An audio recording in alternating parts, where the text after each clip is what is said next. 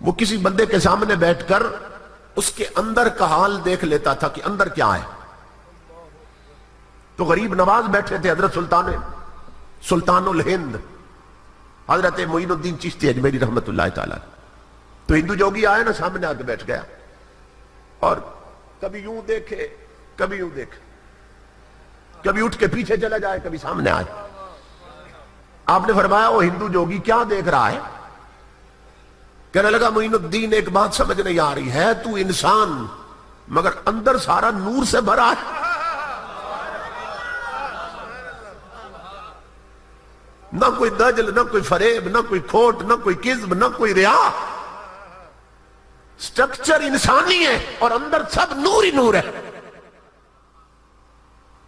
مگر ٹینشن یہ ہے، میری پریشانی یہ ہے کہ تیرے دل پہ ایک کالا داغ ہے، وہ نہیں سمجھ آ رہی وہ کیا ہے.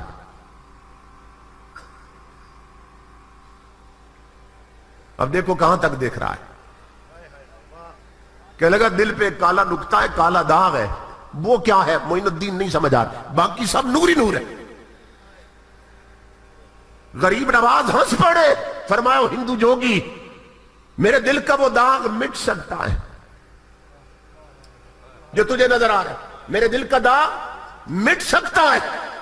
کہنے لگا وہ کیسے؟ فرمایا اگر تو کلمہ پڑھ جائے.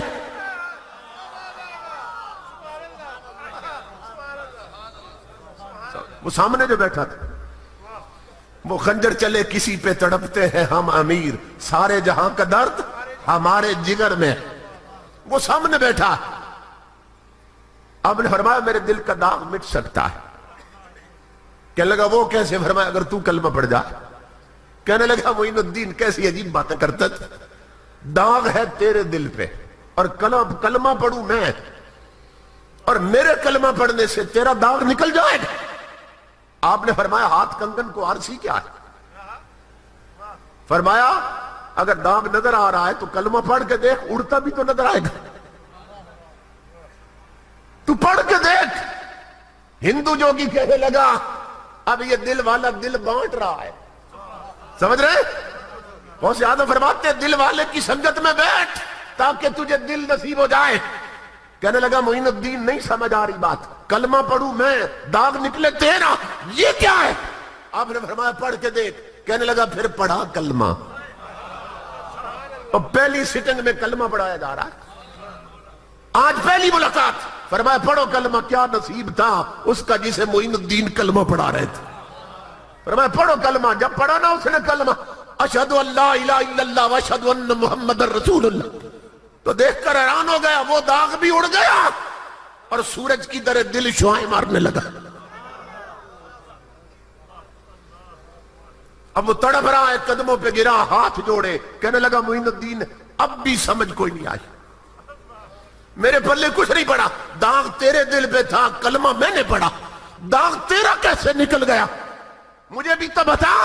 اب غریب نواز جلال میں آگے فرمایا او نادان، اللہ کی عزت کی قسم تو معین الدین کے سامنے نہیں آئینے کے سامنے بیٹھا تھا. وہ میرا داغ نہیں تیرا داغ تھا، تیرے کفر کا داغ تھا جو میرے دل کے آئینے میں تجھے دکھائی دے رہا تھا. وہ میرا داغ نہیں تیرا داغ تھا، تیرے کفر کا داغ تھا جو میرے دل کے آئینے میں تجھے دکھائی دے رہا تھا. سمجھ رہے ہیں؟ تو یہ دل والے دل بانٹتے بھی ہیں، یہ دل والے دل بانٹتے بھی ہیں. تو اسی لیے غوث اعظم فرماتے ہیں نادان کسی دل والے کی سنگت میں بیٹھ تاکہ تجھے دل نصیب ہو جائے. اسحب ارباب القلوب حتی تصیر لک قلب، حتی تصیر لک قلب. کسی دل والے کی سنگت میں بیٹھ تاکہ تجھے دل نصیب ہو جائے.